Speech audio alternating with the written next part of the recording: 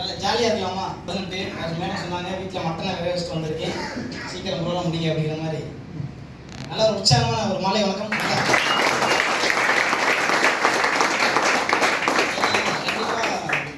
எந்த அளவுக்கு நம்ம ஜாலியாக இருக்கும் லீடர்ஸ்லாம் சொல்லுவாங்க, உற்சாகமாக இருந்தால் உழைப்பு சாதிக்காத உற்சாகம் சாதிக்கணும்னு சொல்லுவாங்க. இப்போ ஜாலியாக இருந்தால் ஜாலியாக மாறும் லைஃப் அப்படிங்கிறது கண்டிப்பாக உணர முடியும். ஏன் நம்ம வந்து ஜாலியாக இருக்க மட்டும் வச்சுக்கக்கூடாது. பெரியவங்க சொல்லுவாங்கல்ல, ஜாலியாகவும் இருக்கணும் ஜோலியாகவும் இருக்கணும், இதெல்லாம் காலியாகிடும். உண்மை தானே? ரெண்டில் ஏதாவது நமக்கு செலவு காலியானே. ஒரே சிந்தனையாக பணம் சம்பாதிக்கலையே போனோம்னு வச்சுக்கோங்களேன், ஜாலி இல்லாமல் என்ன ஆயிரும், மைண்டு இதாயிரும். ஜாலியாக இருக்கணும் அப்படின்னா வருமானம் இதாயிரும். இப்போ நல்ல ஒரு வாழ்க்கைக்கு தேவை நல்லா ஜாலியாக இருக்கணும், ஜோலியாக இருக்கணும். பெரியவங்க சொல்லியிருக்காங்க, நான் சொல்லலை, படிச்சிருக்கோம் அந்த மாதிரி. Okay, super. நிறைய பற்றி என்னோட பேர் எம்சிஏ சண்முகம், சொந்த ஒரு திருச்சி மாவட்டம் தோரங்குறிச்சி. இந்த வாய்ப்புக்கு முன்னாடி டிப்ளமா ஆட்டோமொபைல் இன்ஜினியரிங் முடிச்சுட்டு பிஏ ஆட்டோமொபைல் இன்ஜினியரிங் முடிச்சுட்டு அன்றைக்கி நிறைய வேலை பார்த்துருக்கோம். அதில் லாஸ்ட் டைம் பார்த்தது பார்த்தீங்க அப்படின்னா ஃபினான்ஸ் துறையில் இன்றைக்கி நம்ம தோரங்குறிச்சியில் பிரான்ச் மேனேஜராக இருந்தோம். ஸ்ரீராமன் முத்தூட்டு இந்த மாதிரி இருக்குங்களா, இதெல்லாம் ஆஃப்லைன் பிரான்ச் முன்னாடி, இன்றைக்கி ஆன்லைனாக வந்துருச்சு. அந்த டைமில் பார்த்தீங்க அப்படின்னா இந்தியா புக்ஸ் தானேன்னு சொல்லி நீங்கள் ஆன்லைனில் பார்த்தீங்கன்னா தெரியும், தானேன்னு சொல்லி ஆன்லைன் ஃபினான்ஸ் இருக்குது. அதில் வந்து தோரன்ஸ் பிரான்ச்சு நான் மேனேஜர் ஆகிட்டேன். மாதம் 42,000 ரூபா சம்பாதிட்டு இருந்தேன்.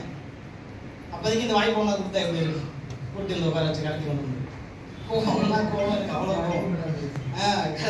கடைக்கு தான் போனாங்க. என்ன கூட்டம் வந்து வரமாட்டேன் சொல்லும்போது எனக்கு கோவம் தான் வந்துச்சு, வெளில வளமாக பேசுங்க அப்படிங்கிற மாதிரி இருந்துச்சு. கவனிக்கலை.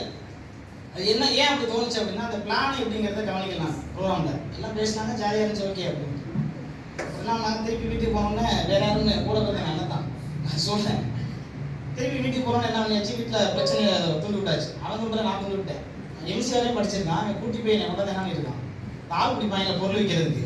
அதில் கொண்டு போய் சேர்த்து வருது பண்ணிட்டு எனக்கு டென்ஷன் ஆயிடுச்சு. நான் நேரம் ஜெயிலில் இருக்க முடியும், இங்கே தான் பேசிட்டு இருக்கேன் அமைதி அப்படின்னு சொல்லி நான் வீட்டில் பிரச்சனை போட்டேன். இந்த வாய்ப்பை கொடுக்க வந்தவனே திசை திருப்பி போட்டு வேலைக்கு போச்சு நம்பர் தான் நான். புரியுது அவங்களுக்கு எது சொல்ல வரேன். அப்புறம் திருப்பி நான் இந்த வாய்ப்புக்கு மேலே ஒருத்தர் இருப்பார்ல, உங்களை அழைச்சிட்டு வந்து ஒருத்தர் இருப்பார், ஃபோனில் ஒருத்தர் பேசியிருப்பார். சார் சூப்பர் ப்ரோக்ராம், நான் பேசியிருக்கேன், நீங்கள் தான் பேசிட்டு இருக்கேன், அந்த மாதிரி ஒருத்தர் கூப்பிட்டு பேசினார். ஆல்ரெடி இது வந்து எதுக்கு சொல்கிறேன்னா, ஒரு சின்ன ஒரு எக்ஸ்பீரியன்ஸ்க்காக சொல்கிறேன். சார் தயவு செஞ்சு ஃபோனை வச்சுருந்தேன், நான் ஆல்ரெடி சிம்ம கோவத்தில் இருக்கேன், எனக்கு வேலை இருக்குது. ஏன்னா 42,000 அந்த ஃபீல்டு அந்த டைமில் 2020 கொரோனாக்கு முன்னாடி வாங்கிட்டு இருக்கும்போது பெரிய வருமானம் அது. அப்படி இருக்கும்போது எவ்வளோ மண்டங்களாக இருக்கும், சும்மாவே மண்டங்களாக இருக்கும். இன்ஜினியரிங் ஸ்டூடெண்ட் எப்படி இருக்கும், அந்த மாதிரி இருக்கும்போது தான் அப்புறம் திருப்பி நேரில் வந்த நேரில் வந்து ஒரு 1/2 மணி நேரம் டைம் கொடுங்க, அதுக்கப்புறம் அந்த லைஃப்பில் வரைய மாட்டேன் அப்படின்னு சொன்னார். அப்படி வந்த நபர் தான் இப்படி 1/2 மணி நேரம் வந்து பேசுகிறேன் அப்படின்னா நீங்கள் நான் எஸ்டிசியாக எனக்கு திருப்பூரில் பேசிட்டு இருக்க முடியாது. அப்படியே பிரசிடென்ட் சுமாரி சார் இருந்தார். இங்கே போனாலும் அங்கேயும் திண்டுக்கல்ல சாரி திண்டுக்கல் ப்ரோக்ராமும் அங்கேயும் எக்ஸ்பீரியன்ஸ் நான் தான் பேசினேன். எதுக்கு சொல்ல வரேன் அப்படின்னா, அதுக்கப்புறம் நீ வாங்க இந்த ப்ரோக்ராம் வாங்க, இதுக்கப்புறம் அவங்க டிஸ்டர்ப் பண்ண மாட்டேன் அப்படின்னு திருச்சியில் டாக்டர் மோகன் சாருடைய டைமண்ட் செலிப்ரேஷன் ப்ரோக்ராமு அந்த ப்ரோக்ராம் கூட்டி போனார். கூட்டி போய் பார்த்தாங்க. அதுக்கப்புறம் அப்போ தான் இந்த பிஸ்னஸோட என்ன எப்படிப்பட்ட பிஸ்னஸா சே நம்ம வேஸ்ட் பண்ணிட்டோமே அப்படின்னு எனக்குள்ளேயே ஒரு பைத்தியம் பிடிச்ச மாதிரி 3-4 நாளாக தூங்கவே இல்லை. எப்படி என்னை டார்ச்சர் பண்ணாங்களோ அதுலேருந்து அவங்க டார்ச்சர் பண்ண ஆரம்பிச்சுனாங்க. சார் அதை எப்படி பண்ணுறது, போகிறது வர்றது எப்படி அப்படின்னு. அப்போ உடனே வந்து எங்கே பார்த்தோமோ நாளைக்கு இடம் பொருள் டைம்லாம் பார்க்கல, நாடகம் இந்த கோயில் போது நாடகம் நடந்துச்சு, நாடகம் உட்காந்து பிளான் பண்ணாங்க. ஐடி போட்டு ரெஜிஸ்டர் பண்ணோம், ஒரு 5000 வந்துச்சு அப்படின்னு பேலன்ஸ் எடுத்து ஐடி போட்டு அப்போ என்ன சார் பண்ணோம் அப்படின்னா, அதுக்கப்புறம் உட்காந்து பிளான் கொடுத்தாங்க. 37,500 பிஸ்னஸ் ஸ்டார்ட் பண்ணேன். அதுக்கப்புறம் அவங்க சாரி தப்பா சொல்லக்கூடாது, அவங்க யாருமே டிஸ்டர்ப் பண்ணல. அன்னையிலேருந்து இன்னைய வரைக்கும் நானாக தான் மீட்டிங் ட்ரைனிங் முயற்சி பண்ணி நானாக தான் போயிட்டு இருக்கேன். ஒரு மீட்டிங் அப்படின்னு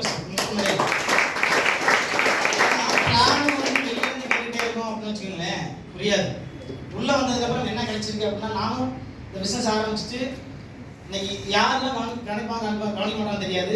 எங்கே போனாலும் இந்த பிளானை என்னமோ இருக்குது பிளானுக்குள்ள, இன்னமும் அது வந்து திருப்தி அடையவே இல்லை.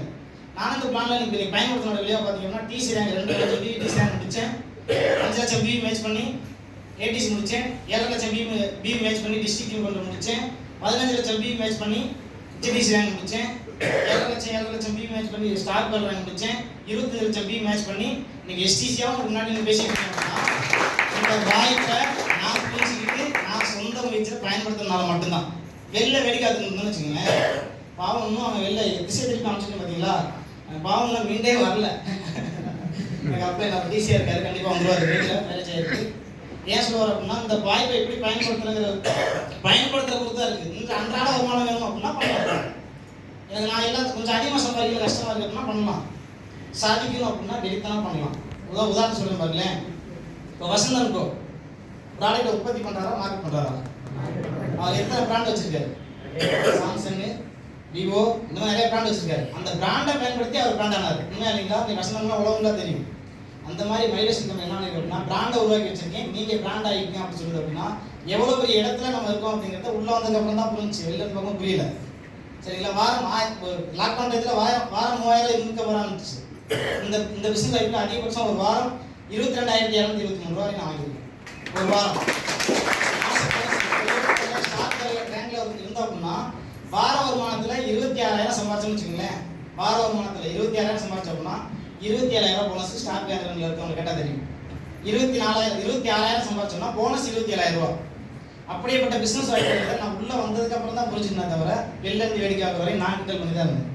இன்னைக்கு எந்த அளவுக்கு நம்ம கிண்டல் பண்ணி அதில் நிறைய பேர் திசை திருப்பி போட்டோமோ, இன்னைக்கு அந்த அளவுக்கு 100 மடங்கு 1000 மடங்கு அதிகமாக இந்த பிசினஸ் நேசி பண்ணிட்டு இருக்கோம். அப்படின்னா இந்த பிசினஸோட பிளானை புரிஞ்சுக்கனால தான் நீங்கள் வாங்க. ஏன் சொல்லுவாங்கன்னா, என்னடா அது வந்து பில்டப் பண்ணுறியா அப்படின்னா, ஆமாம் பில்டப் தான், சம்பாதிக்கிறோம், பில்டப் தானே, ஜாலியாக இருக்குல்ல. இன்னைக்கு கொஞ்சம் யோசிச்சு பாருங்க. தோரஞ்சில் இருந்த என்னையா பண்ணாலும் எஸ்டிசி லீடர்ஸ் வந்து பேசுங்க அப்படின்னு சொல்லி போகிறவங்கலாம் இன்னைக்கு சொல்லிட்டு இருக்காங்க அப்படின்னா எவ்வளோ பெரிய பொறுப்பு. யோசிச்சு பாருங்க. வெளில கிடைக்குமா? கொஞ்சம் யோசிச்சு பாருங்க. இது மாதிரி நிறைய விஷயம் இருக்குது, பேசலாம், டைம் இல்லை. வாங்க, உங்களுக்கு நாங்கள் இருக்கோம், ஜெயிக்கலாம். ஓகே.